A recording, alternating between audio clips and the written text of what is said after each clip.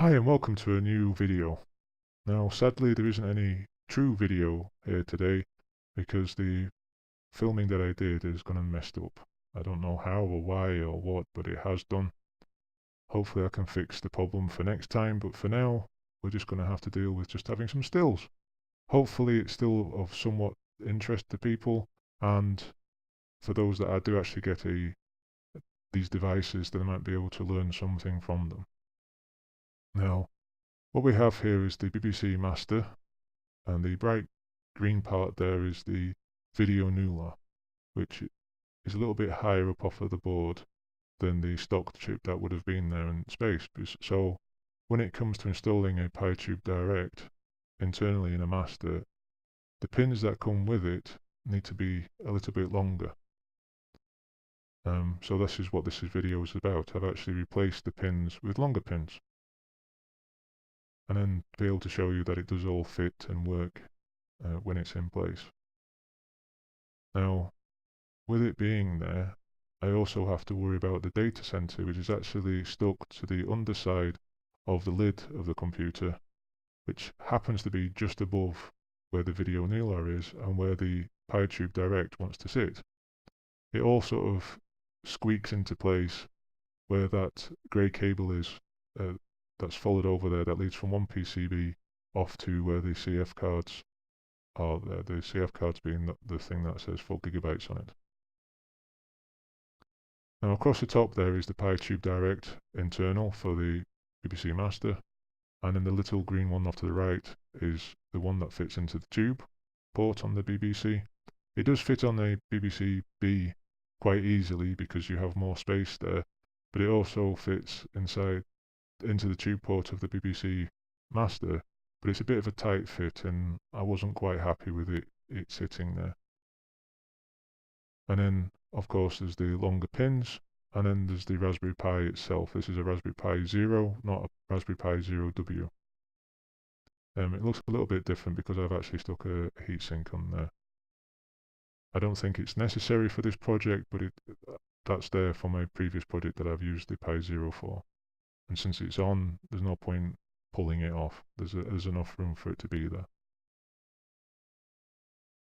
And this is the PiTubeDirect with the longer pins, giving a bit more height. As you can see there, it is quite a bit longer than the other ones that came with it as stock.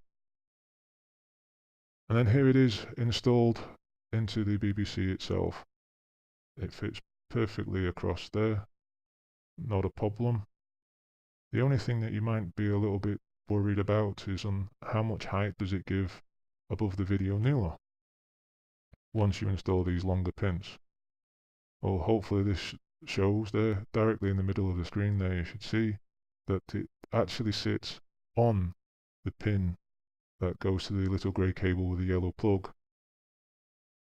It rests on it. It doesn't wobble it. It doesn't do any damage to it. It just sits on it nicely. There's no underside soldering or anything there to worry about of causing a short or anything like that. So, but it does rest right on it. So we've definitely minimalized the height worries of this being installed. And as you can see, the Raspberry Pi itself has some electrical tape across the back of it because it does have lots of different solder points, and I didn't want that scratching or touching the data center by accident when the lid gets put back down on top of it. And here's the final photo that I have that you can see in the bottom left there, the little LEDs are actually lit up. Well, you can just about see because of the writing of Fairfight 14 across it. But it is turned on and it's doing everything that it's supposed to be doing, which is great. No worries, no scares. All I can say is when you replace the pins, just make sure you haven't got any shorts or anything like that. It's not something you want, especially with older technology like this. You could maybe blow everything. So it's quite an easy change if you've got a desoldering station like I have. It's not a particularly fantastic one, but it definitely does the job. And I have actually closed the lid on the beeb and it looks fine.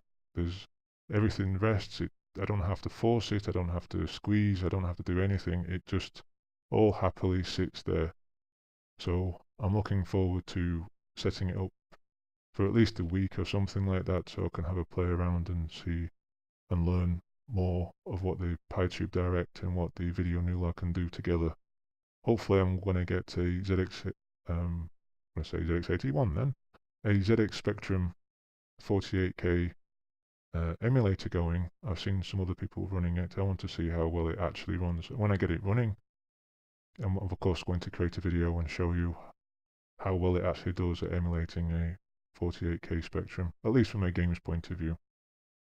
All the messing around on, is it a true copy, that would be way beyond me to know if there was anything in its memory registers or anything like that was a little bit off. But that wouldn't worry me. I'm just interested to see if you can get the Spectrum emulator going. Anyway, that's it for today. I hope that was of some interest and proof that you can actually squeeze everything in. I'm not too sure what else I could do to the BBC Master now to pimp it out. If you've got any ideas, let me know. I'll be sure to have a look at them and see if they're in my price ranges and of interest for me. I've seen that there's you can get SID chips going, and you can get the sound chips that the Spectrum used to have. But for me, I'm not really interested in that because I've already got a Commodore 64, and I've got a Spectrum next on its way, fingers crossed, when they finish doing them. So I'm not really interested of just having yet another computer that plays a SID file or something like that, because I've got no use for it when I've actually got a real Commodore 64. But if there's other things out there that you think I might be interested in, please let me know. I'll be sure to have a look at them either way. Okay, great. So, as I say, I hope this was an interesting enough video. Please like, share, and tell your friends. And subscribe. Definitely please subscribe. And see you next time. Bye.